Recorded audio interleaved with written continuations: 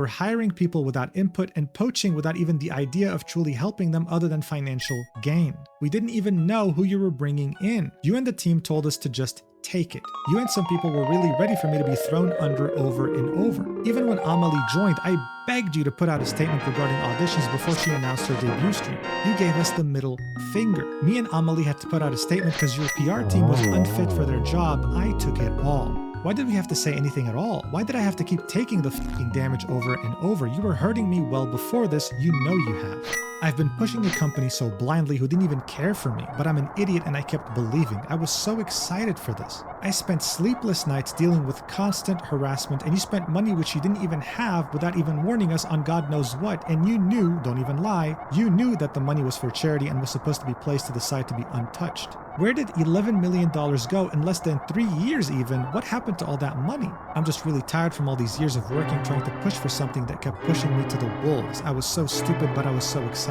I really trusted you. We all did. Despite everything, I don't wish you any ill will. I just hope you find some way to make this right. Vishojo had gone from being the hope of the VTubing community to a leech that had sucked out the hope of everyone who had any contact with it, whether they were talents or not talents, whether they had auditioned or were in the process of joining. This was a tragedy on a cataclysmic scale.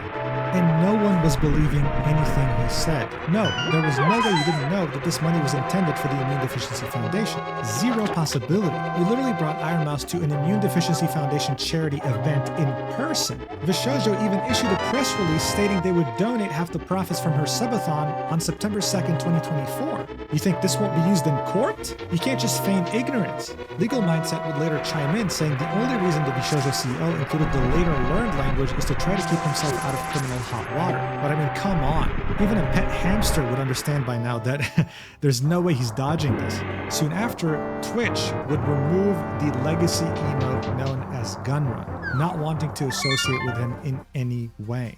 But you want to know what's crazy? Fruit has been inactive from January 2025. She finally made a comeback on July 21st, 2025, and literally just a day after she had come back, she would find out about the whole Iron Mouse situation. She effectively came back to a raging fire.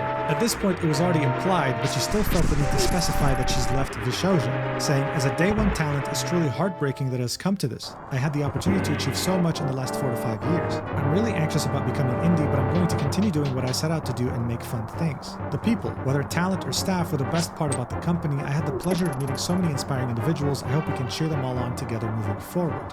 And with Fruit leaving, Vishojo had officially become a talent agency with absolutely zero talent. I think it's important to specify that even though these VTubers already had one hell of a community around them, having to wrestle with the idea that you're going indie, that you're losing all the resources that this agency once gave you, all in the span of 24 hours, isn't the easiest thing to process. But you know what isn't easy to process? At least for Vishojo? The fact that Vey didn't give a single shit that she was still under NDA. She saw the company crumbling, barely able to keep up with finances. She thought, they're not going to sue me, so she revealed everything. And it was extremely disturbing, saying, and so our NDAs are now void. Why I left Vishojo. Back in 2023, Vishojo tried to bully me into one of the most predatory contracts that I have ever seen. When I tried to ask more about it, their COO got extremely hostile with me and refused to answer any of my questions, and so I had to hire a lawyer in order to get some clarification. During the talks, it became clear that Vishojo would rather let me go than to take less away from me. They were ultimately wanting me to give up more than half of all my sponsor revenue and over 60% of all my merch sales. All I asked from them in return is to not take a cut of the sponsors that I was getting through Mythic, as that cut was already being taken. They said no, they want it all.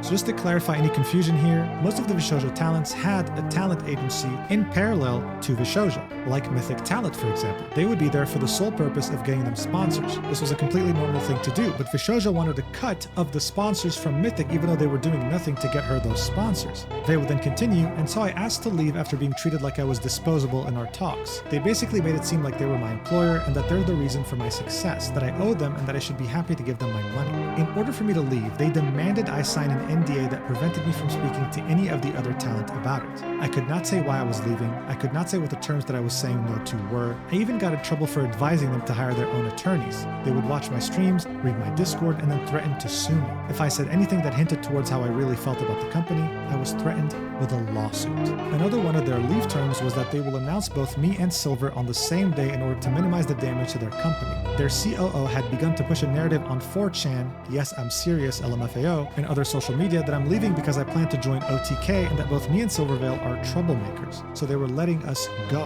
Later I found out that Nyanners wanted to leave around the same time due to also being unhappy with the contract, but was told that she couldn't because it did not fit their narrative that they were pushing internally and externally. The amount of hate we've gotten over leaving, from fans calling us greedy bitches to people saying we're abandoning our friends and tossing aside the company because we're successful enough, was fucking painful. Not being able to say anything sucked. I only found out I didn't get paid for any of my sponsors after I had already signed the NDA. After 2 years, I have still not been paid back fully. To add insult to injury, they also demanded I had to pay them back $10,000 for some of the anniversary assets, which when they sent me back months later, were half finished.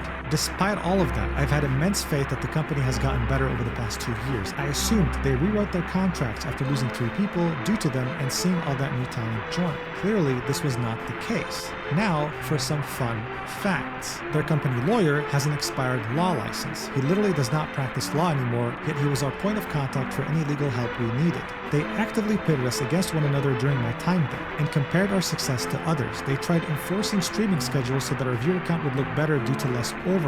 They would always shit-talk other VTuber agencies. They literally would spend company money to get a tiny dig at them, especially Hololive. It literally lived rent-free in Gunrun's head. They were convinced Hololive was over when they sent Kason and Nazuma. Our previous talent manager got ghosted for 6 months by Gunrun, told not to do any work for us, and then got fired for not doing anything. During this fiasco, we weren't able to get any assistance. Mountain Dew got reprimanded for being creepy to us. Lol. Got told not to message us privately. Go figure. I have proof from other streamers attending VShojo's IRL parties that Mountain Dew would actively shit-talk me after I left the company to paint me in the worst light imaginable. Don't know why you're acting innocent on Twitter pretending you weren't aware of anything. Can't wait to see all the shit that comes out about you because there's loads, but those aren't my stories to tell. Thanks for reading, and thanks to those who stuck around between then and now. Thank you for giving me, Silver, and Neon the benefit of the doubt when we needed it most. So, yeah. This was insane. Many of the top streamers in the space would react to this with complete and utter shock. Bro, I was caught completely off guard. Holy shit. I could have never in a million years expected that. And this caused Mountain Dew to be community noted on the post he had made tagging Gunrun, with it saying, this user was also included in many of VShojo's mismanagement issues and has been called out for harassing talents. Nyanners would further confirm what Vey had said, saying Mountain Dew had the audacity to talk shit about you to my face at a party the year that we all left, and painted you as some kind of conniving, greedy, mean girl who was in my ear and manipulated me into leaving VShojo just because you wanted me to join OTK because her boyfriend Soda is part of that org or for some personal gain or some shit. He got uncomfortably close and up in my face and was like, come on, I know the real reason you left. I know it was because of Vey. She talked you into it, etc. and it was infuriating. I know he spread that same shit to other staff, talent, and other industry people. Seeing one of my closest friends get dragged through the mud like this for years was awful. You did absolutely nothing wrong and had so much shit flung at you just because they wanted to push a narrative to protect the company. For him to act like he's completely blameless is insulting. He's a creepy motherfucker, and there's a lot more obviously, but a lot of it is also not my story to tell. Absolutely wild. Now Dean, a lawyer that's actually certified, specialized in content creation, would tweet this out after Vey's tweet, saying, VShojo has not officially filed bankruptcy, they have not dissolved. Contracts are still in place, NDAs are still in place. Please review contracts before you say anything on the matter if you have signed anything at all with them. But then Vey, whether aware or unaware of that tweet, would still tweet this out saying, they'll have to steal from another charity to sue me, lol. A VTuber by the name of Cayenne, who's a corporate accountant IRL, would quote tweet Gunrun's botched apology saying, I'm a corporate accountant IRL. You do not misspend $11 million and you do not mistake charitable/talent earned gains as company funds. This is a textbook embezzlement. He should be in cuffs. And speaking of those $11 million, this was seen as a genius move back in 2022. But the industry insiders that were very doubtful that VShojo was making money and that they could pay it back in 2023 were mostly thinking this way because they weren't working with a private investor, they were working with venture capital, a form of fundraising that had zero flexibility. They wanted their money back period. And they sure as hell were the last people to understand what the hell VTubing even was to begin with. We would then get more insight into how much VShojo was struggling from a Japanese commodities trader, saying, unfortunate situation, but just remember, Kat, who is a friend of his, was offered $2 million to buy the whole thing, but obviously the operation was so unprofitable, Kat said no. I don't know how it ended this badly, but going through the financials, to be honest, it just looks like a team that never ran a business before. Kat was always a supporter or donor of VTubers and was interested in investing in them. A friend of mine was the largest investor in VShojo, RIP, $0, implying that he had lost all his money. Maybe the loan the company took legally required them to be paid back first before the 500k stream donation go through to Ironmouse, not sure. Still believe it's a terribly ran business rather than fraud, or at least I hope. So as early as June 21, 2025, VShojo was selling itself for $2 million to an investor. This was the amount that they owed to talents and loans. Bear in mind, this is a company that had taken an $11 million loan and had some of the best talent in the entire VTubing industry, hell, the entire entertainment industry. They were valuing themselves at $2 million. Incredible. This really showed us that they really had no idea what they were doing with the business, and we'd only get more glimpses as to how badly they ran the company when even more people would speak out. One of them being Camilla, a well-renowned VTuber in the industry, saying, I want to start by saying that the severity of my experience isn't the same as what others went through with Gunman. Just wanted to share this tidbit because it affected a lot of my friends, including me. In 2022, I applied for VShojo. I applied under my past life, so her past VTuber identity. VShojo at the time prefaced that they were looking specifically for smaller streamers. I thought I'd give it a chance because I was a very small one at the time. I auditioned.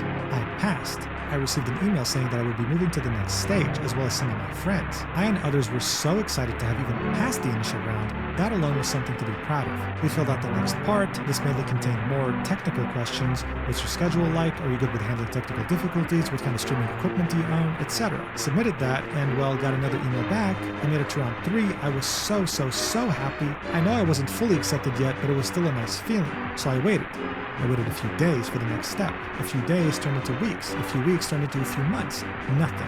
I would frantically check my email almost every single day waiting for something. Eventually, I let it go. They moved on without a word. I was sad, sure, but more confused by the sudden disappearance. A year later, I started growing as a streamer. I met so many other VTubers and learned a lot by being around them. One day, I was chatting with a bigger VTuber, and eventually, the topic of VShojo came up. They told me they auditioned the same time I did.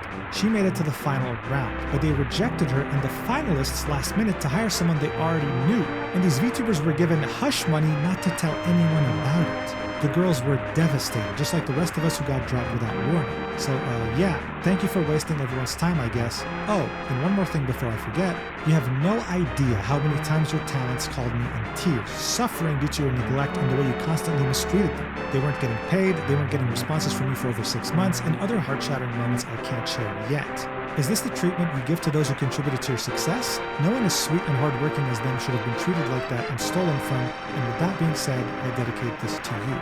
It will be a song sung by Camilla titled Dear Gunman, in which she would address him personally with the lyrics that she wrote. Mia, yet another VTuber that was screwed over by VShojo, would reply to Camilla's post, saying, I only spent half a year getting my hopes up. I cannot even comprehend how the people must feel who got strung along for even longer, just for upper management to choose bigger creators, while the talents, like Zentreya, had to tank all the criticism because they believed their words and promises as well. And all of us smaller people applying trusting Zentreya while the talents had to tank all the hatred from people claiming nepotism. Just to then, in the end, find out that upper management did treat the talents like cash cows and did try to get more cash cows instead of keeping the promises they gave everyone else. They sold the stream to everyone and made all of those false promises to talents and fans alike just to crush all of it while letting the talent tank it all and disappointing so many people on the road. But what about this whole hush money thing? What about the people who made it as finalists and were given money by VShojo to never speak of it again? Well, one of those talents was Neurosoda, and she confirmed it live on her stream. Watch. Like, at the time when I applied for auditions, how many years was that ago? That was like 3 years ago. I literally do not care anymore. But at that time, they tried to like give me the hush money, which I didn't take. And they spoke about what happened as carefully as I could, because I was like still scared to like, you know, have bad blood or anything, and then people still like hated on me. Like nobody believed me. Okay. So you go through these auditions hoping that this will change your life. The company ends up being very unprofessional, backs down, wants to give you money to hush hush. You don't take it so that you can tell people about this, and when you do, they don't even believe you. I can't imagine the mental toll Neurosoda, as well as pretty much everyone else in this video, went through because of this company. I mean, it really is incredible just how many people this company had affected negatively. The list was so large, you couldn't even print it on a sheet of A4 paper. For example, this artist was in the works to bring VShojo to WeebCon 2026, pitching it and having management approve. They would tell her, oh, we'd plan a meeting next week, their schedule was very packed, but, you know, now she understands this is never going to happen. She was given no prior warning. And someone else had spent months and thousands of dollars developing a leather jacket concept for Kuro. VShojo's management loved it, and the artist was under the impression that this was going to be a joint venture. But after all this work, VShojo eventually just offered to buy out the whole thing. They didn't want to work with this artist, they just wanted the idea and the jacket. And you know what the worst part is? This artist, desperate not to let all their work go to waste, reluctantly agreed. And then got ghosted, showing us that this business was truly ran by children. Kuro would find this post and would say, wait, what? I don't know how to say